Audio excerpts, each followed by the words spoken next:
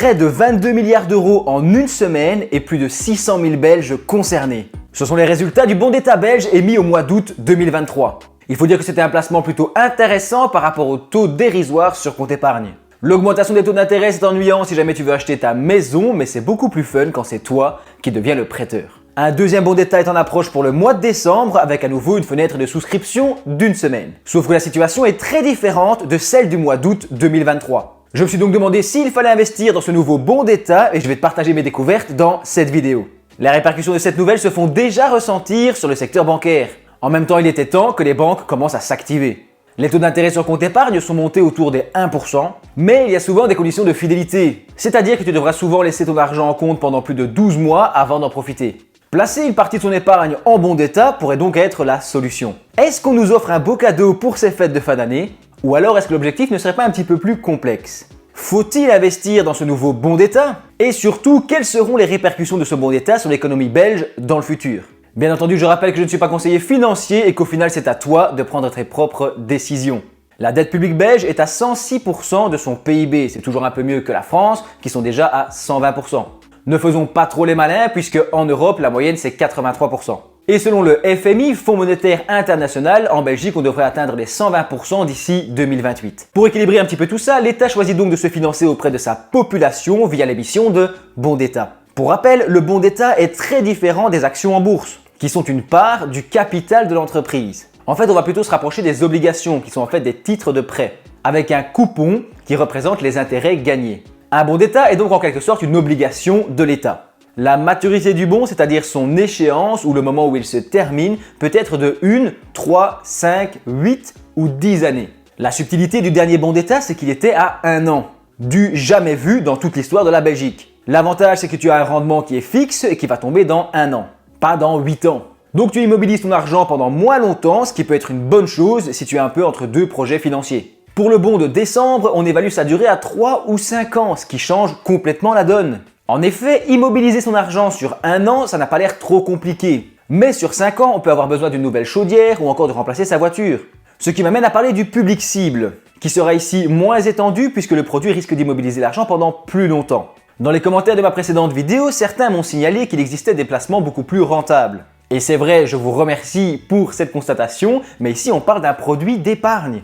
Un produit qui est réputé comme relativement peu risqué et qui peut correspondre à des personnes qui n'investissent pas régulièrement en bourse. L'idée, c'est donc de placer une partie de son épargne avec un rendement déterminé pour une durée déterminée. Et tu vas le voir, tout ça aura des répercussions importantes sur la Belgique. Pour l'ancien bon d'État, si tu plaçais par exemple 30 000 euros, eh bien tu récupérais 30 843 euros en 2024. Le taux d'intérêt était de 2,81% en net et on prévoit que celui de décembre soit encore plus intéressant. D'autant plus qu'on bénéficiait d'une réduction sur les taxes. Pour souscrire à un bon d'État, il y a deux possibilités. Soit tu passes par l'agence fédérale de la dette et tu remplis les informations, puis tu leur fais un virement, ou alors tu passes par ta banque qui s'occupera de tout. Normalement, tu ne devras même pas te rendre physiquement dans la banque. Mais entrons dans le vif du sujet parce qu'il y a plusieurs infos qui risquent de t'étonner. Premièrement, les 22 milliards récoltés pour le premier bon d'État, c'est de l'argent qui ne sera pas consommé cette année. En tout cas, pas par les particuliers, puisqu'ils ont choisi d'immobiliser cet argent pendant 1 an. De plus, l'État belge a un petit peu été victime du succès de ce bon d'État, puisque 22 milliards, c'est plus que ce qu'ils avaient espéré. Ils ont entre guillemets assez d'argent et donc ce deuxième bon d'État n'aurait pas d'intérêt à être à 1 an également. Ils vont le faire sur une plus longue durée pour essayer d'un petit peu sélectionner et attirer moins de monde. Tu vas me dire, mais alors à quoi ça sert tout ça? Eh bien l'intérêt est de faire bouger les banques. Banques qui ont augmenté leur taux d'intérêt aux environs des 1%, ce qui est largement insuffisant. Le fait de pouvoir placer son argent en bon d'État pousse les épargnants à retirer leur argent des banques, ce qui ne fait pas leur affaire. Les banques sont donc un petit peu obligées d'augmenter les taux sur compte épargne si elles veulent conserver les liquidités de leurs clients. Franchement, ça ressemble à une opération plutôt bien menée par l'État belge. Malgré plusieurs problèmes puisqu'on pourrait avoir une diminution de la consommation des ménages. Sans parler du fait que ce bon d'État augmente la dette à court terme de l'État belge. 1 an, c'est vraiment très court pour rembourser. Et donc certaines personnes étaient contre ce bon d'État au mois d'août et sont également contre le bon d'État de décembre. D'autres personnes ont un avis complètement contraire. Selon eux, l'augmentation des taux d'intérêt est plus ou moins terminée, les taux sont stables. Il s'agit d'un pari risqué pour l'État qui va devoir conserver des taux d'intérêt élevés sur ses bons d'État dans le cas où les taux d'intérêt physiques habituels y baissent. Ce serait donc une mauvaise affaire pour l'État et une bonne affaire pour les particuliers. Un bon d'état à 3 ans ou à 5 ans serait donc le plus logique au vu des éléments que je viens de te présenter. Un bon d'état à 1 an plus intéressant que le précédent pourrait attirer beaucoup trop de personnes qui ont loupé le premier et l'État belge, je te l'ai dit, a entre guillemets assez d'argent avec son premier bon. Sans parler du fait que ceux qui ont souscrit au premier bon d'état pourraient se sentir lésés d'en voir un nouveau à de meilleures conditions apparaître. D'un autre côté, proposer un bon d'état à 8 ans ou 10 ans serait un pari très risqué pour l'État. La période de souscription de ce nouveau bon d'état sera entre le jeudi 30 novembre et le jeudi 7 décembre 2023. La maturité de ce bon d'état sera officiellement connue au courant de ce mois de novembre et je ne manquerai pas de te tenir informé en commentaire épinglé de cette vidéo.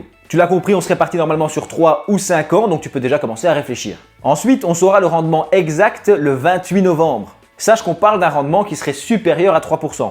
Encore une fois, je te tiens au courant de tout ça en commentaire. En passant, n'hésite pas à nous donner ton avis concernant l'émission de ce nouveau bon d'état. Va faire un tour sur la chaîne, active la cloche et moi je te dis merci d'avoir regardé ma vidéo jusqu'au bout.